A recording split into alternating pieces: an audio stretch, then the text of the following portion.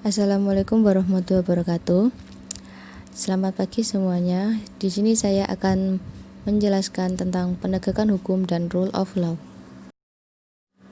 Apa itu rule of law? Rule of law merupakan suatu doktrin hukum yang mulai muncul pada abad ke-19 bersamaan dengan kelahiran negara konstitusi dan demokrasi.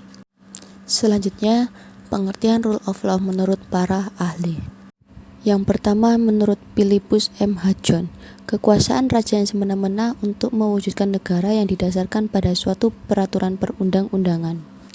Yang kedua, Friedrich J. Stahl, pemisahan atau pembagian kekuasaan untuk menjamin hak-hak itu. Yang ketiga, Satjipto Raharjo, suatu institusi sosial yang juga memiliki struktur sosial sendiri serta memperakar budaya sendiri. Dan yang keempat, Friedman, yaitu doktrin dengan semangat dan juga idealisme keadilan yang tinggi. Selanjutnya, apa fungsi rule of law? Fungsi rule of law yaitu untuk jaminan secara formal terhadap rasa keadilan bagi rakyat Indonesia dan juga keadilan sosial, sehingga diatur pada pembukaan Undang-Undang Dasar 1945. Kemudian prinsip-prinsip rule of law, yaitu poin utama dari rule of law ialah jaminan adanya suatu keadilan bagi masyarakatnya, khususnya pada keadilan sosial. Prinsip-prinsip rule of law secara formal atau Undang-Undang Dasar 1945. Yang pertama, negara Indonesia adalah negara hukum, pasal 1 ayat 3. Dan yang kedua, segala warga negara bersamaan kedudukannya di dalam hukum dan pemerintahan dan wajib menjunjung hukum serta pemerintahan itu tanpa kecuali, pasal 27 ayat 1. Selanjutnya yang ketiga, setiap orang berhak atas jaminan perlindungan, pengakuan, serta kepastian hukum yang adil serta perlakuan sama di hadapan hukum, pasal 28D ayat 1. Dan yang terakhir, setiap orang berhak untuk bekerja serta mendapat imbalan dan perlakuan yang adil dan juga layak dalam hubungan kerja, pasal 28D ayat 2. Kemudian prinsip-prinsip rule of law secara material atau hakiki. Yang pertama, berhubungan erat dengan the enforcement of the rule of law. Yang kedua, keberhasilan the enforcement of the rule of law itu tergantung pada kepribadian nasional masing-masing bangsa, menurut Sunarjati Hartono tahun 1982. Ketiga, rule of law juga mempunyai akar sosial dan juga akar budaya Eropa, menurut Satjipto Raharjo tahun 2003.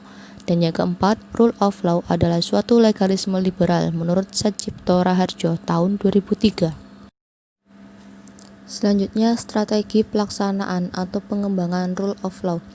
Yang pertama, keberhasilan the enforcement of the rule of law harus didasarkan pada corak masyarakat hukum yang bersangkutan dan kepribadian nasional masing-masing bangsa.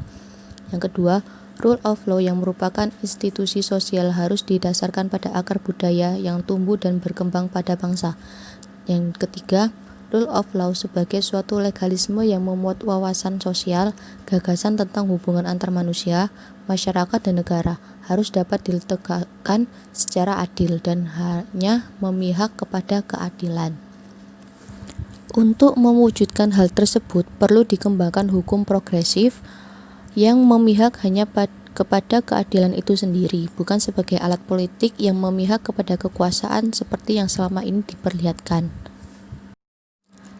Selanjutnya, penegakan hukum. Apa sih penegakan hukum itu? Penegakan hukum adalah proses dilakukannya upaya untuk tegaknya atau berfungsinya norma-norma hukum secara nyata sebagai pedoman perilaku dalam lalu lintas atau hubungan-hubungan hukum dalam kehidupan bermasyarakat dan bernegara. Selanjutnya, unsur-unsur perlindungan hukum. Yang pertama, adanya perlindungan pemerintah pada warganya. Maksudnya yaitu pemerintah berkewajiban untuk memberikan perlindungan hukum kepada warga negaranya dengan menerapkan sistem peradilan yang jujur dan adil. Yang kedua, adanya jaminan. Jaminan yang dimaksud adalah berkaitan dengan kasus hukum yang sedang dijalani oleh setiap warga negara, misalnya seperti penyediaan pengacara, sehingga tiap orang yang terlibat dalam perkara hukum merasa terlindungi dengan adanya pengacara tersebut. Yang ketiga, adanya kepastian hukum. Artinya, suatu kasus hukum tidak dibuat berlarut-larut dan tidak jelas status dari pihak yang terlibat. Kepastian hukum ini penting sehingga setiap orang tidak terjebak dalam status hukum yang tidak pasti. Yang keempat, adanya saksi bagi pelanggar hukum. Dengan begitu, setiap orang tidak bisa seenaknya membuat pelanggaran hukum, baik hukum pidana ataupun perdata. Orang jadi akan berpikir untuk membuat tindakan pelanggaran hukum, sehingga dapat memberi perlindungan bagi masyarakat luas. Sekian dan terima kasih atas perhatiannya, dan mohon maaf bila saya ada salah kata. Wassalamualaikum warahmatullahi wabarakatuh.